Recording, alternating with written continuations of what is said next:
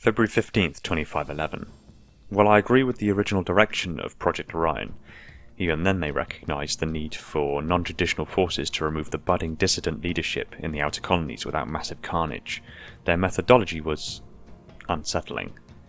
Amateurs, led by uninformed career military. 1. Orion candidates were volunteers from various UNSC special forces, men and women who were undoubtedly qualified for any military assignment, but they were much too old to undergo genetic augmentation. Inserted gene sequences led to subminimal target changes, while the immunosuppressants failed in most subjects, causing rampant, irreversible genetic fragmentation and degenerative conditions. Refinement. Next generation candidates must have more malleable, robust DNA structure repair enzymes, with satisfactory testing of the L-DNA hydroxyl repolymerase. The most suitable candidate would be prepubescent. 2. Orion candidates' genetic screening was wholly inadequate. Refinement. Generation 2 genetic selection criteria are astronomically improbable. Statistically, over 39 billion DNA records are required. The largest DNA database is currently the CAA's Outer Colony Vaccination Program. Colonists tend to avoid registering births and deaths, and even paying taxes, but they eagerly milk the free school vaccination program, which regularly catalogues DNA traces from the disposed injectors.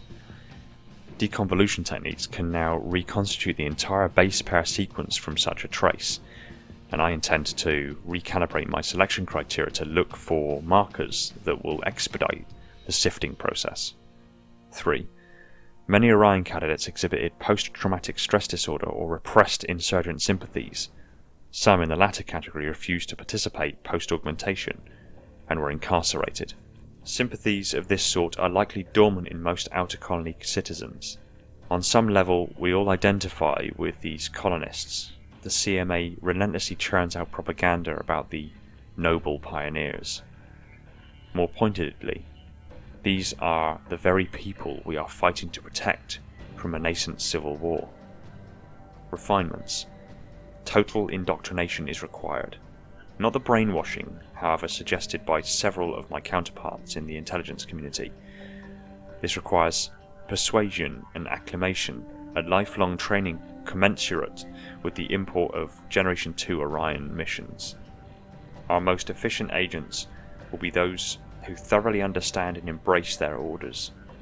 To forge a new breed of Orion soldiers into unrivaled human weapons, we must maintain absolute control over them. Summary.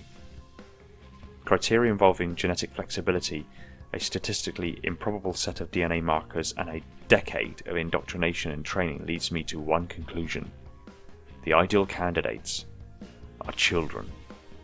My logic is sound, but ethical and moral ramifications linger. So much to reflect on. I need time to think.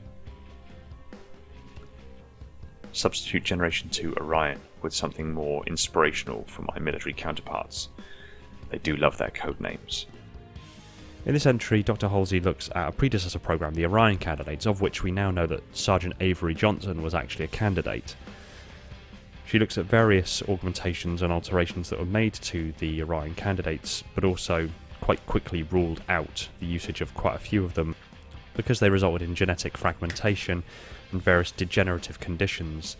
She quickly realised that the next generation candidates that she wanted to bring on board would have to have a more robust DNA structure and repair enzymes, so their ability to self-heal to the augmentations and alterations that were made to them would have to be that much higher than your base level human genetics.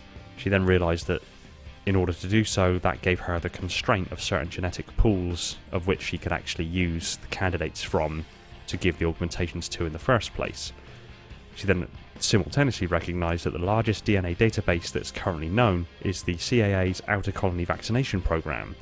Funnily enough, this is actually something that I've recently covered in my human casualties breakdown collaboration that I did with Halo Cannon, where we were looking at the various casualties from both the human and the Covenant side of the war.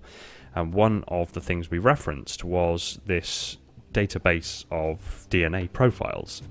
We accepted that it seems to be quite widely accepted that A quote in this particular section seems to have been misinterpreted to give the estimated populace of humanity just before the war started at 39 billion DNA records required. But the more I've thought on it, the less I feel convinced that that is actually what she was referencing. If you consider that she realised that she needed to use children as candidates, this 39 billion DNA records that are required, why would she want to look at the DNA records of any other group of people other than children? That immediately implies that there are at least 39 billion children on this record. Suddenly, the population of humanity seems drastically larger if you consider that only children numbered 39 billion. And I think in the collaboration that myself and Halo Cannon did, we figured it was around 50-ish billion for human populace before the war. If you haven't seen that collaboration, I'll put links in the description, because the way we actually went about trying to find out the populations of both human and Covenant before and after the war, and the casualties that were inflicted as a consequence to the war, was actually quite interesting and quite enjoyable to experience, so I'll put the links in the description. Going back to this particular journal entry, Halsey also recognised quite quickly that a lot of the Orion candidates exhibited post-traumatic stress disorders and a lot of repressed insurgent sympathies, basically sympathising with the insurrectionists and their desire to supersede the UNSC. In fact, in some cases, once they'd actually been given the augmentations, they refused to participate any further. As a consequence, most of these candidates were immediately incarcerated. She recognised that sympathies of this sort are likely dormant in most of the Outer Colony citizens, and as a consequence, the idea that she's now embarking upon creating a super soldier program that will dwarf all others before it and make soldiers so powerful and so useful in warfare that if they were to turn against the UNSC would mean most likely the fall of the UNSC. And as a consequence recognised that the need for indoctrination was paramount. By indoctrination, although the implication is brainwashing, it is actually just teaching into the young candidates that they cannot question orders, that they're trying to instill in them a higher purpose, a higher level of being almost, that they will just blindly follow orders without question and get the job done. Because ultimately, you think how powerful Spartans are. If they suddenly decided en masse to turn against the UNSC wouldn't have a chance. It gave her a lot to think on, and the stark and rather powerful realisation that the best candidates for it were children did seem to weigh on her quite heavily in ethics and morality. But she needed time to reflect on it and ultimately left that journal entry as it was. Really, when it boils down to it, if it weren't for the actions that Halsey was laying into effect during the process of the realisations of this particular journal entry, humanity wouldn't have survived the war. It's no secret that the Spartans played a massive, significant part in the survival of humanity, chief amongst them being John 117. So, in that regard, I think the ends somewhat justifies the means.